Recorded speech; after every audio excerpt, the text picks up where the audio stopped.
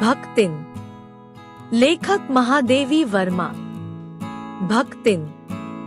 छोटे कद और दुबले शरीर वाली भक्तिन अपने पतले ओठों के कोनों में दृढ़ संकल्प और छोटी आँखों में एक विचित्र समझदारी लेकर जिस दिन पहले मेरे पास उपस्थित हुई थी, तब से आज तक एक युग का समय बीत चुका है। पर जब कोई जिज्ञासु उससे इस संबंध में प्रश्न कर बैठता है, तब वह पलकों को आधी पुतलियों तक गिराकर और चिंतन की मुद्रा में ठुड्डी को कुछ ऊपर उठाकर विश्वास भरे कंठ से उत्तर देती है, तुम पचका का बताई यह 50 बरस से संग रहित है। इस हिसाब से मैं 75 की ठहरती हूँ और वह 100 वर्ष की आयु भी पार कर जाती है। इसका भक्तिन को पता नहीं। पता हो भी तो संभवत वह मेरे साथ बीते हुए समय में रत्ती भर भी कम न करना चाहेगी। मुझे तो विश्वास होता जा रहा है कि कुछ वर्ष और बीत जाने पर वह मेरे साथ रहने के समय को खींचकर 100 वर्ष तक पहुंचा देगी, चाहे उसके हिसाब से मुझे 150 वर्ष की असंभव आयु का भार क्यों न ढोना पड़े। सेवक धर्म में हनुमान जी से स्पर्धा करने वाली भक्तिन किसी अंजना की पुत्री न होकर एक अनामधन्या गोपालिका की कन्या है। नाम है लक्ष्मण अर्थात लक्ष्मी। पर जैसे मेरे नाम की विशालता मेरे लिए दुर्लभ है, वैसे ही लक्ष्मी की समृद्धि भक्तिन के कपाल की कुंचित रेखाओं में नहीं बन सकी। वैसे तो जीवन में प्रायः सभी को अपने अपने नाम का विरोधाभास लेकर जीना पड़ता है, पर भक्तिन बहुत समझदार है, क्योंकि वह अपना समृद्धि सूचक नाम किसी को बताती नहीं। केवल जब नौकरी की खोज में आई थी, तब ईमानदारी का परिचय देने के लिए उसने शेष इतिवृत्त के साथ यह भी बता दिया, पर इस प्रार्थना के साथ कि मैं कभी नाम का उपयोग न करूं। उपनाम रखने की प्रतिभा होती तो मैं सबसे पहले उसका प्रयोग अपने ऊपर करती। इस तथ्य को वह देहातिन क्या जाने। इसी से जब मैंने कंठी माला देखकर उसका नया नामकरण किया, तब वह भक्तिन जैसे कवित्वहीन नाम को पाकर भी गदगद हो उठी। भक्तिन के जीवन का इतिवृत्त बिना जाने हुए उसके स्वभाव को पूर्णतः क्या अंशत समझना भी कठिन होगा। वह ऐतिहासिक झूसी में गांव प्रसिद्ध एक सूरमा की इकलौती बेटी ही नहीं, विमाता की किंवदंती बन जाने वाली ममता की छाया में भी पली है। 5 वर्ष की वय में उसे हंडिया ग्राम के एक संपन्न गोपालक की सबसे छोटी पुत्रवधू बनाकर पिता ने शास्त्र से 2 पग आगे रहने की ख्याति कमाई और 9 वर्षीय युवती का गौना देकर विमाता ने बिना मांगे पराया धन लौटाने वाले महाजन का पुण्य लूटा। पिता का उस पर अगाध प्रेम होने के कारण स्वभावतः ईर्ष्यालु और संपत्ति की रक्षा में सतर्क विमाता ने उनके मरणांतक रोग का समाचार तब भेजा जब वह मृत्यु सूचना भी बन चुका था। रोने पीटने के अपशकुन से बचने के लिए सास ने भी उसे कुछ न बताया। बहुत दिन से नहर नहीं गई, सो जाकर देख आवे, यही कहकर और पहना उठाकर सास ने उसे विदा कर दिया। इस अप्रत्याशित अनुग्रह ने उसके पैरों में जो पंख लगा दिए थे, वे गांव की सीमा में पहुंचते ही झड़ गए। हाय लक्ष्मण अब आई की अस्पष्ट पुनरावृत्तियां और स्पष्ट सहानुभूतिपूर्ण दृष्टियां उसे घर तक ठेल ले गई, पर वहां न पिता का चिन्ह शेष था, न विमाता के व्यवहार में शिष्टाचार का लेश था। दुख से शिथिल और अपमान से जलती हुई वह उस घर में पानी भी बिना पिए उल्टे पैरों ससुराल लौट पड़ी। सास को खरी खोटी सुनाकर उसने विमाता पर आया हुआ क्रोध शांत किया और पति के ऊपर गहने फेंक कर उसने पिता के चिर विछोह की मर्म व्यथा व्यक्त की। जीवन के दूसरे परिच्छेद में भी सुख की अपेक्षा दुख ही अधिक है।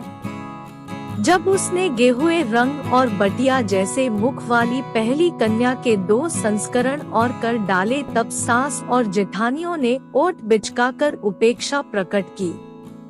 उचित भी था, क्योंकि सास तीन तीन कमाऊ वीरों की विधात्री बनकर मचिया के ऊपर विराजमान पुरखिन के पद पर अभिषिक्त हो चुकी थी और दोनों जेठानियां काकभूषणी जैसे काले लालों की क्रमबद्ध सृष्टि करके इस पद के लिए उम्मीदवार थी।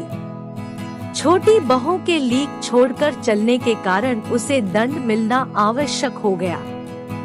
जेठानियां बैठकर लोक चर्चा करती और उनके कलूटे लड़के धूल उड़ाते, वह मट्ठा फेरती, कूटती, पीसती, रांधती और उसकी नन्ही लड़कियां गोबर उठाती, कंडे पाथती। जेठानियां अपने भात पर सफेद राब रखकर गाढ़ा दूध डालती और अपने लड़कों को औटते हुए दूध पर से मलाई उतारकर खिलाती। वह काले गुड़ की डली के साथ कठौती में मट्ठा पाती और उसकी लड़कियां चने बाजरे की घुघरी चबाती। इस दंड विधान के भीतर कोई ऐसी धारा नहीं थी जिसके अनुसार खोटे सिक्कों की टकसाल जैसी पत्नी से पति को विरक्त किया जा सकता। सारी चुगली चबाई की परिणति उसके पत्नी प्रेम को बढ़ाकर ही होती थी। जेठानियां बात बात पर धमाधम पीटी कूटी जाती, पर उसके पति ने उसे कभी उंगली भी नहीं छुआई। वह बड़े बाप की बड़ी बात वाली बेटी को पहचानता था।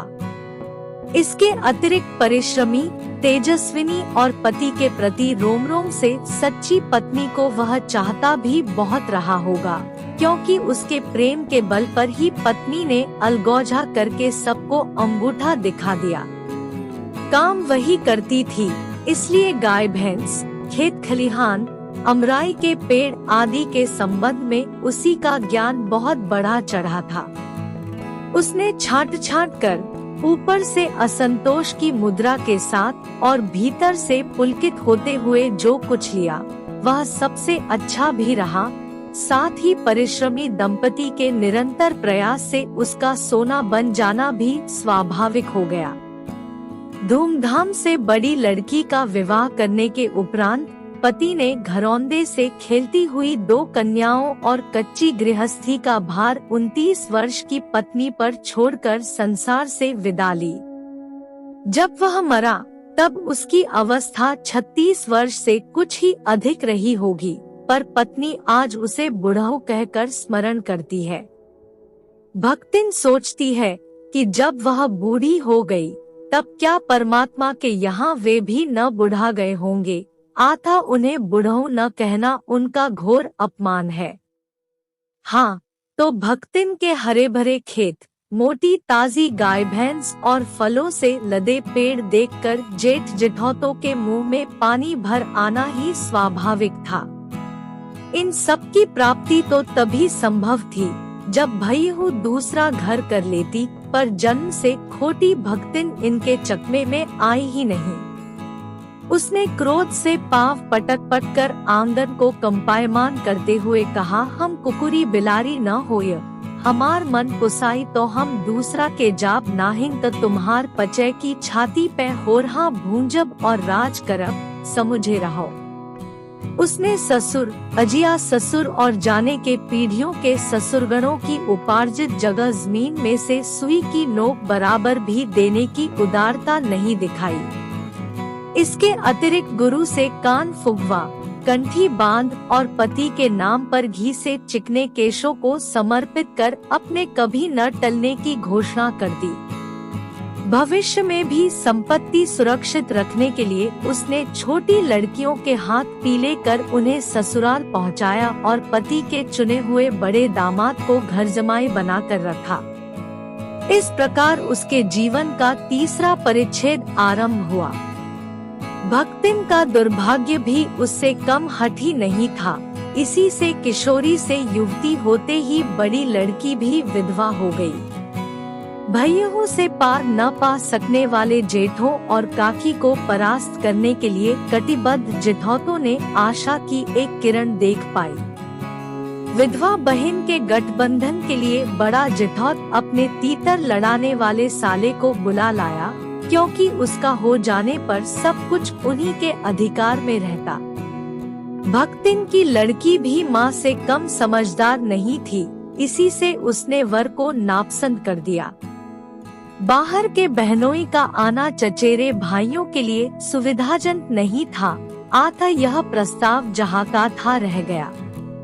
तब वे दोनों माम बेटी खूब मन लगाकर अपनी संपत्ति की देखभाल करने लगी और मान न मान मैं तेरा मेहमान की कहावत चरितार्थ करने वाले वर के समर्थक उसे किसी न किसी प्रकार पति की पदवी पर अभिषिक्त करने का उपाय सोचने लगे।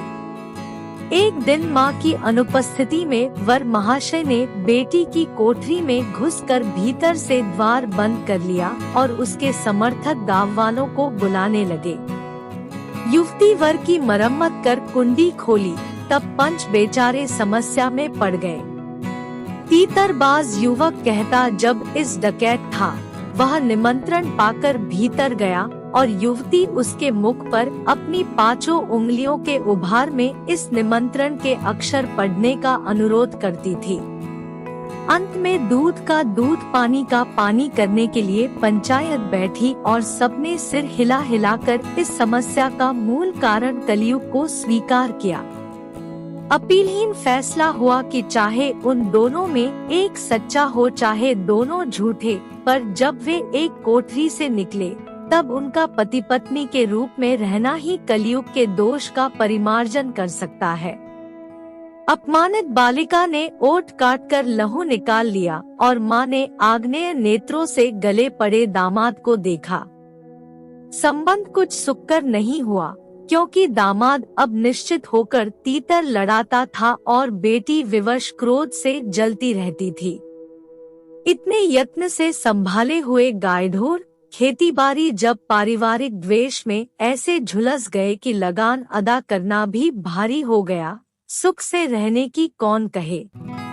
अंत में एक बार लगान न पहुंचने पर जमींदार ने भक्तिन को बुलाकर दिन भर कड़ी धूप में खड़ा रखा। यह अपमान तो उसकी कर्मठता में सबसे बड़ा कलंक बन गया। अतः दूसरे ही दिन भक्तिन कमाई के विचार से शहर आ पहुंची। घुटी हुई चांद को मोटी मैली धोती से ढाके और मानो सब प्रकार की आहट सुनने के लिए कान कपड़े से बाहर निकाले हुए भक्तिन जब मेरे यहाँ सेवक धर्म में दीक्षित हुई, तब उसके जीवन के चौथे और संभवत अंतिम परिच्छेद का जो अंत हुआ, उसकी इति अभी दूर है। भक्तिन की वेशभूषा में गृहस्थ और वैरागी का सम्मिश्रण देखकर मैंने शंका से प्रश्न किया, क्या तुम खाना बनाना जानती हो? उत्तर में उसने ऊपर के ओठ को सिकोड़ और नीचे के अधर को कुछ बढ़ाकर आश्वासन की मुद्रा के साथ कहा, ई कौन बड़ी बात आए। रोटी बनाए जानित है, दाल रांध लेत है, साग भाजी छनुक सकित है और बाकी का रहा। दूसरे दिन तड़के ही सिर पर कई लोटे औंधा कर उसने मेरी धुली धोती जल के छींटों से पवित्र कर पहनी और पूर्व के अंधकार और मेरी दीवार से फूटते हुए सूर्य और पीपल का 2 लोटे जल से अभिनंदन किया। 2 मिनट नाक दबाकर जप करने के उपरांत जब वह कोयले की मोटी रेखा से अपने साम्राज्य की सीमा निश्चित कर चौके में प्रतिष्ठित हुई, तब मैंने समझ लिया कि इस सेवक का साथ टेढ़ी खीर है। अपने भोजन के संबंध में नितांत वीतराग होने पर भी मैं पाक विद्या के लिए परिवार में प्रख्यात हूँ और कोई भी पाक कुशल दूसरे के काम में नुक्ताचीनी बिना किए रह नहीं सकता। पर जब छूत पाक पर प्राण देने वाले व्यक्तियों का बात बात पर भूखा मरना स्मरण हो आया और भक्तिन की शंकाकुल दृष्टि में छिपे हुए निषेध का अनुभव किया, तब कोयले की रेखा मेरे लिए लक्ष्मण के धनुष से खींची हुई रेखा के सामने दुर्लभ हो उठी। निरुपाय अपने कमरे में बिछौने में पड़कर नाक के ऊपर खुली हुई पुस्तक स्थापित कर मैं चौके में पीढ़े पर आसीन अंधिकारी को भूलने का प्रयास करने लगी। भोजन के समय जब मैंने अपनी निश्चित सीमा के भीतर निर्दिष्ट स्थान ग्रहण कर लिया, तब भक्तिन ने प्रसन्नता से लबालब दृष्टि और आत्मतुष्टि से आप्लावित मुस्कुराहट के साथ मेरी फूल की थाली में एक अंगुल मोटी और गहरी काली चित्तीदार 4 रोटियां रखकर उसे टेढ़ी कर गाढ़ी दाल परोस दी। पर जब उसके उत्साह पर तुषारपात करते हुए मैंने रुआ से भाव से कहा, यह क्या बनाया है, तब वह हतबुद्धि हो रही। रोटियां अच्छी सेंकने के प्रयास में कुछ अधिक खरी हो गई है, पर अच्छी है। तरकारियां थी, पर जब दाल बनी तब उनका क्या काम, शाम को दाल न बनाकर तरकारी बना दी जाएगी। दूध घी मुझे अच्छा नहीं लगता, नहीं तो सब ठीक हो जाता। अब न हो तो अमचूर और लाल मिर्च की चटनी पीस ली जावे। उससे भी काम न चले तो वह गांव से लाई हुई गठरी में से थोड़ा सा गुड़ दे देगी।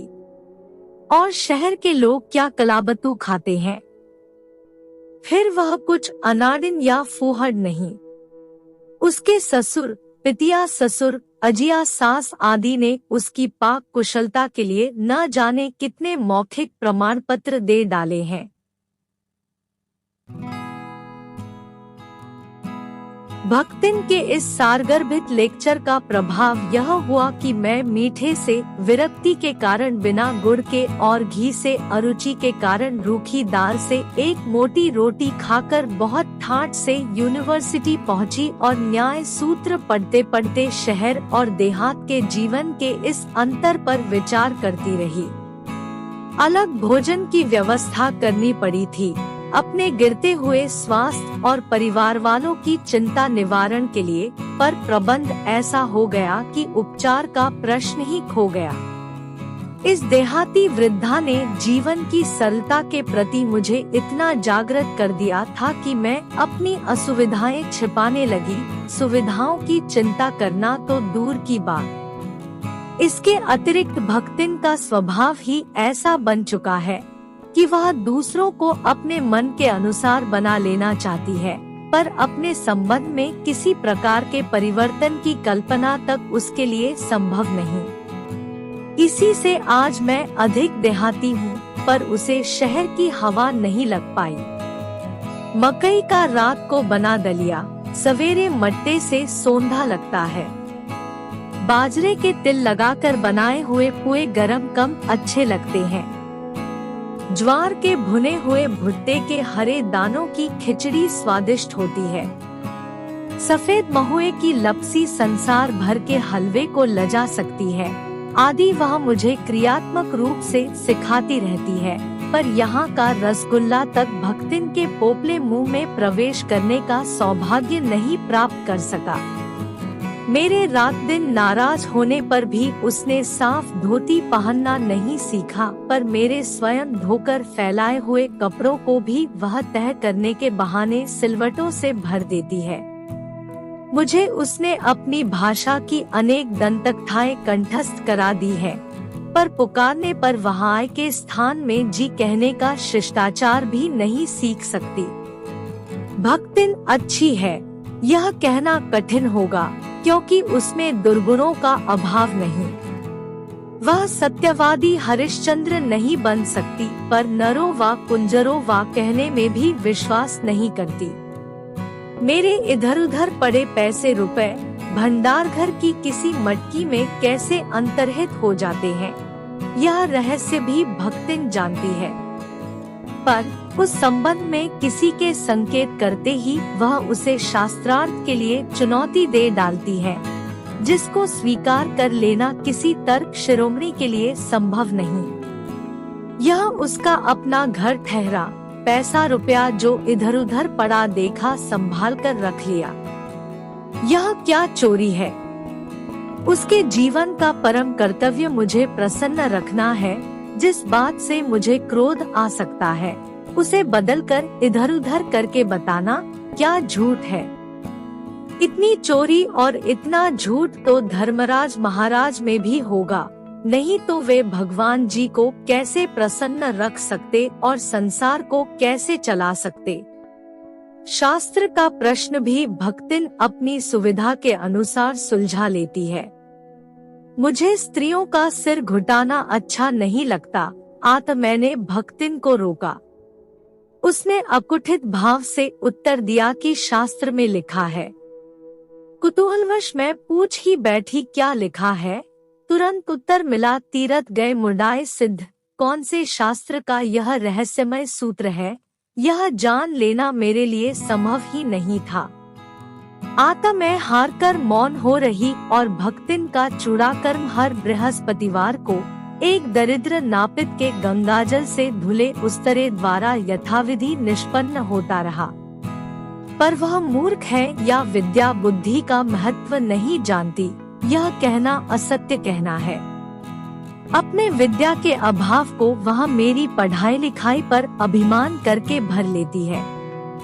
एक बार जब मैंने सब काम करने वालों से अंगूठे के निशान के स्थान में हस्ताक्षर लेने का नियम बनाया, तब भक्तिन बड़े कष्ट में पड़ गई, क्योंकि एक तो उससे पढ़ने की मुसीबत नहीं उठाई जा सकती थी, दूसरे सब गाड़ीवान दाइयों के साथ बैठकर पढ़ना उसकी वयोवृद्धता का अपमान था। आता उसने कहना आरंभ किया, हमारे मलकिन तो रात दिन किड्बियन माँ गड़ी रहती है। अब हम हूँ पढ़े लागब तो घर गिरस्ती कौन देखी सुनी।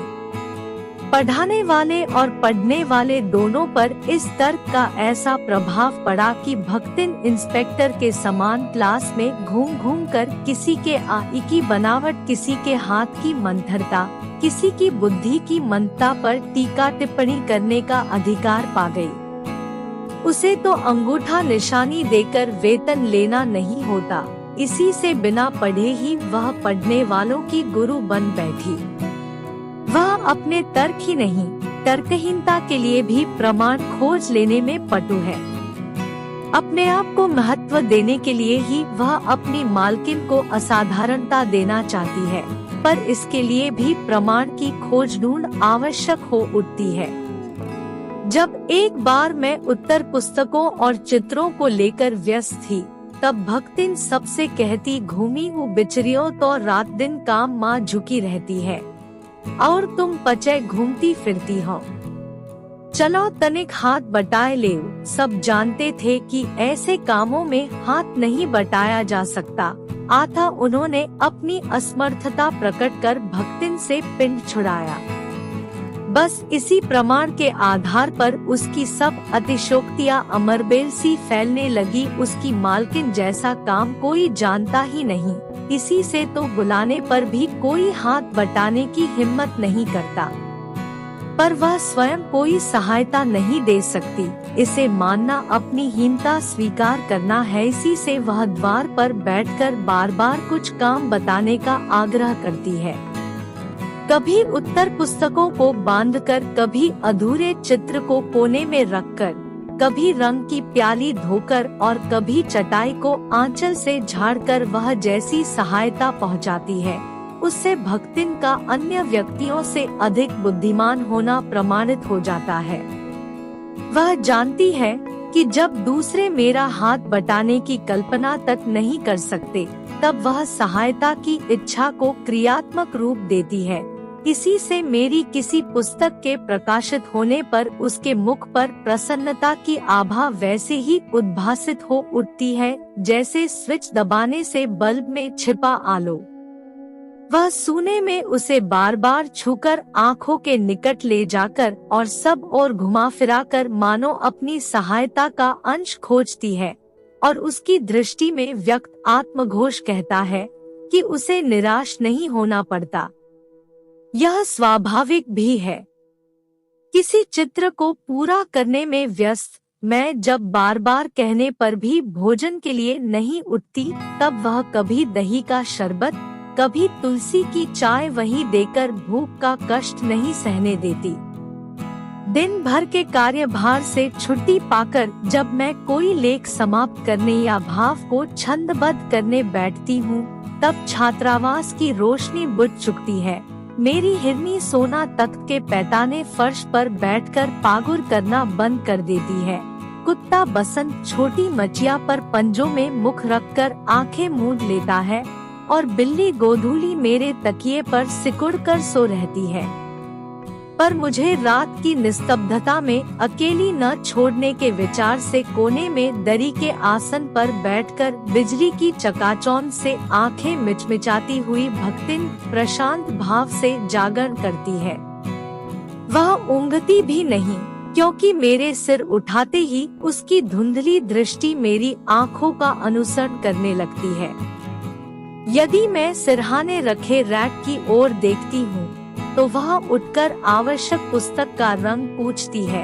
यदि मैं कलम रख देती हूँ तो वह स्याही उठा लाती है, और यदि मैं कागज एक ओर सरका देती हूँ तो वह दूसरी फाइल टटोलती है। बहुत रात गए सोने पर भी मैं जल्दी ही उठती हूँ और भक्तिन को तो मुझसे भी पहले जागना पड़ता है। सोना उछल कूद के लिए बाहर जाने को आकुल रहती है। बसंत नित्य कर्म के लिए दरवाजा खुलवाना चाहता है और गोधूली चिड़ियों की चहचहाहट में शिकार का आमंत्रण सुन लेती है। मेरे भ्रमण की भी एकांत साथिन भक्तिन ही रही है। बद्री केदार आदि के ऊंचे नीचे और तंग पहाड़ी रास्ते में जैसे वह हट करके मेरे आगे चलती रही है, वैसे ही गांव की धूल भरी पगडंडी पर मेरे पीछे रहना नहीं भूलती। किसी भी समय कहीं भी जाने के लिए प्रस्तुत होते ही मैं भक्तिन को छाया के समान साथ पाती हूँ। युद्ध को देश की सीमा में बढ़ते देख जब लोग आतंकित हो उठे, तब भक्तिन के बेटी दामाद उसके नाती को लेकर बुलाने आ पहुँचे, पर बहुत समझाने बुझाने पर भी वह उनके साथ नहीं जा सकी। सबको वह देख आती है, रुपया भेज देती है, पर उनके साथ रहने के लिए मेरा साथ छोड़ना आवश्यक है, जो संभवतः भक्तिन को जीवन के अंत तक स्वीकार न होगा। जब गत वर्ष युद्ध के भूत ने वीरता के स्थान में पलायन वृत्ति जगा दी थी, तब भक्तिन पहली ही बार सेवक की विनीत मुद्रा के साथ मुझसे गांव चलने का अनुरोध करने आई। वह लकड़ी रखने के मचान पर अपनी नई धोती बिछाकर मेरे कपड़े रख देगी, दीवार में कीले गाड़कर और उन पर तख्ते रखकर मेरी किताबें सजा देगी, धान के पुआल का गोंदरा बनवाकर और उस पर अपना कंबल बिछाकर वह मेरे सोने का प्रबंध करेगी। मेरे रंग स्याही आदि को नई हंडियों में संजो कर रख देगी और कागज पत्रों को छींके में यथाविधि एकत्र कर देगी। मेरे पास वहां जाकर रहने के लिए रुपया नहीं है। यह मैंने भक्तिन के प्रस्ताव को अवकाश न देने के लिए कहा था, पर उसके परिणाम ने मुझे विस्मित कर दिया। भक्तिन ने परम रहस्य का उद्घाटन करने की मुद्रा बनाकर और पोपला मुंह मेरे कान के पास लाकर हौले हौले बताया कि उसके पास 5 बीसी और 5 रुपया गड़ा रखा है, उसी से वह सब प्रबंध कर लेगी। फिर लड़ाई तो कुछ अमरौती खाकर आई नहीं है। जब सब ठीक हो जाएगा तब यही लौट आएंगे। भक्तिन की कंजूसी के प्राण पूंजीभूत होते होते पर्वताकार बन चुके थे, परंतु इस उदारता के डायनामाइट ने क्षण भर में उन्हें उड़ा दिया। इतने थोड़े रुपए का कोई महत्व नहीं, परंतु रुपए के प्रति भक्तिन का अनुराग इतना प्रख्यात हो चुका है कि मेरे लिए उसका परित्याग मेरे महत्व की सीमा तक पहुंचा देता है।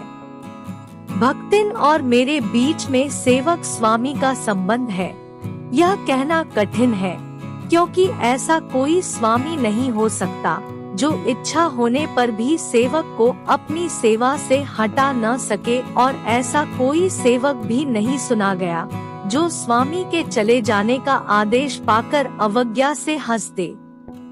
भक्तिन को नौकर कहना उतना ही असंगत है जितना अपने घर में बारी बारी से आने जाने वाले अंधेरे उजाले और आंगन में फूलने वाले गुलाब और आम को सेवक मानना।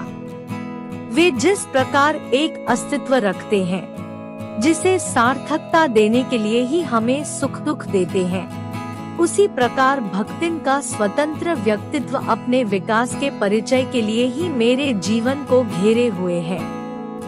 परिवार और परिस्थितियों के कारण स्वभाव में जो विषमताएं उत्पन्न गई है, उनके भीतर से एक स्नेह और सहानुभूति की आभा फूटती रहती है। इसी से उसके संपर्क में आने वाले व्यक्ति उसमें जीवन की सहज मार्मिकता ही पाते हैं। छात्रावास की बालिकाओं में से कोई अपनी चाय बनवाने के लिए देहली पर बैठी रहती है, कोई बाहर खड़ी मेरे लिए बने नाश्ते को चखकर उसके स्वाद की विवेचना करती रहती है। मेरे बाहर निकलते ही सब चिड़ियों के समान उड़ जाती है और भीतर आते ही यथास्थान विराजमान हो जाती है। इन्हें आने में रुकावट न हो, संभवतः इसी से भक्तिन अपना 2 जून का भोजन सवेरे ही बनाकर ऊपर के आले में रख देती है और खाते समय चौके का एक कोना धोकर पाक छत के सनातन नियम से समझौता कर लेती है। मेरे परिचितों और साहित्यिक बंधुओं से भी भक्तिन विशेष परिचित है, पर उनके प्रति भक्तिन के सम्मान की मात्रा मेरे प्रति उनके सम्मान की मात्रा पर निर्भर है और सद्भाव उनके प्रति मेरे सद्भाव से निश्चित होता है। इस संबंध में भक्तिन की सहज बुद्धि विस्मित कर देने वाली है। वह किसी को आकार प्रकार और वेशभूषा से स्मरण करती है और किसी को नाम के अपभ्रंश द्वारा। कवि और कविता के संबंध में उसका ज्ञान बढ़ा है, पर आदर भाव नहीं। किसी के लंबे बाल और अस्तव्यस्त वेशभूषा देखकर वह कह उठती है का ओहु कवित्त लिखे जानत है, और तुरंत ही उसकी अवज्ञा प्रकट हो जाती है। तब वो कुछो करी है धरी है ना, बस गलीगली गाँव बजावत फिरी है। पर सबका दुख उसे प्रभावित कर सकता है। विद्यार्थी वर्ग में से कोई जब कारागार का अतिथि हो जाता है, तब उस समाचार को व्यथित भक्तिन बीता बीता भरे लड़कन का जेहल कलजुग रहा तौन रहा, अब परलय होई जाए उनकर माई का बड़े लाट तक लड़े का चाही कहकर दिन भर सबको परेशान करती है। बापू से लेकर साधारण व्यक्ति तब सबके प्रति भक्तिन की सहानुभूति एक रस मिलती है। भक्तिन के संस्कार ऐसे हैं कि वह कारागार से वैसे ही डरती है जैसे यमलोक से। ऊंची दीवार देखते ही वह आंख मूंदकर बेहोश हो जाना चाहती है। उसकी यह कमजोरी इतनी प्रसिद्धि पा चुकी है कि लोग मेरे जेल जाने की संभावना बताकर उसे चिढ़ाते रहते हैं। वह डरती नहीं, यह कहना असत्य होगा, पर डर से भी अधिक महत्व मेरे साथ का ठहरता है। चुपचाप मुझसे पूछने लगती है कि वह अपनी कैद धोती साबुन से साफ कर ले, जिससे मुझे वहाँ उसके लिए लज्जित न होना पड़े। क्या क्या सामान बांध ले, जिससे मुझे वहाँ किसी प्रकार की असुविधा न हो सके। ऐसी यात्रा में किसी को किसी के साथ जाने का अधिकार नहीं। यह आश्वासन भक्तिन के लिए कोई मूल्य नहीं रखता। वह मेरे न जाने की कल्पना से इतनी प्रसन्न नहीं होती जितनी अपने साथ न जा सकने की संभावना से अपमानित। भला ऐसा अंधेर हो सकता है? जहाँ मालिक वहाँ नौकर मालिक को ले जाकर बंद कर देने में इतना अन्याय नहीं, पर नौकर को अकेले मुक्त छोड़ देने में पहाड़ के बराबर अन्याय है। ऐसा अन्याय होने पर भक्तिन को बड़े लाट तक लड़ना पड़ेगा। किसी की माई यदि बड़े लाट तक नहीं लड़ी तो नहीं लड़ी, पर भक्तिन का तो बिना लड़े काम ही नहीं चल सकता। ऐसे विषम प्रतिद्वंद्वियों की स्थिति कल्पना में भी दुर्लभ है। मैं प्रायः सोचती हूँ कि जब ऐसा बुलावा आ पहुँचेगा जिसमें न धोती साफ करने का अवकाश रहेगा, न सामान बांधने का, न भक्तिन को रुकने का अधिकार होगा, न मुझे रोकने का, तब चिर विदा के अंतिम क्षणों में यह देहारिन वृद्धा क्या करेगी और मैं क्या करूँगी। भक्तिन की कहानी अधूरी है, पर उसे खोकर मैं इसे पूरी नहीं करना चाहती। Thank you person with folded hands.